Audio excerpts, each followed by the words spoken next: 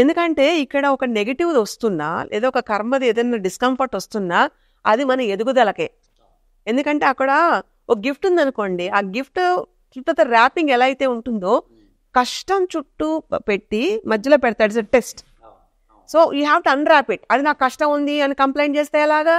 లోపల గిఫ్ట్ ఉంది కదా, అది కావాలి కదా, సో తీయాలి కదా. సో ఆ స్థాయికి వచ్చినప్పుడు ఇంకా మంచి చెడులు ఉండవు. లో ఫ్రీక్వెన్సీ హై ఫ్రీక్వెన్సీ అంతే. Whether you are low frequency raise to high frequency. అలా ఉంటున్నప్పుడు నీ ప్లేస్ వెళ్తున్నప్పుడు నీ వెనకాల వాడికి ఒక అవకాశం ఇస్తావు. That is the source of revolution. నువ్వు నేర్చుకుంటూ నీ ప్లేస్ ఖాళీ ఇంకో స్థితికి వెళ్తున్నావు, ఇంకో స్థాయికి వెళ్తున్నప్పుడు ఇంకొకళ్ళు నీ స్థాయికి వస్తారు. అది నువ్వు చేయాల్సింది అంతే తప్ప నాకు చిన్న కష్టం వచ్చింది కదా, నేను ఇంత డిస్కంఫర్ట్ లో ఉన్నాను, నాకు పెయిన్ ఇలా అంటే కాదండి. పెయిన్ కూడా పార్ట్ ఆఫ్ లైఫ్, కష్టం కూడా పార్ట్ ఆఫ్ లైఫ్. నువ్వు సుఖం వస్తే ఎంజాయ్ చేసేస్తే తర్వాత కష్టం అనగానే బయలుపడిపోవడం కాదు. ముందు కష్టాన్ని ఎదుర్కొనే ధైర్యం, మనోస్థైర్యం, దానికి కావాల్సిన విలువిద్యలు ఏవైతే కావాలో అన్నీ కావాలి. సాఫ్ట్ స్కిల్సా, హార్డ్ స్కిల్సా, వాట్ ఎవర్ యూ సే.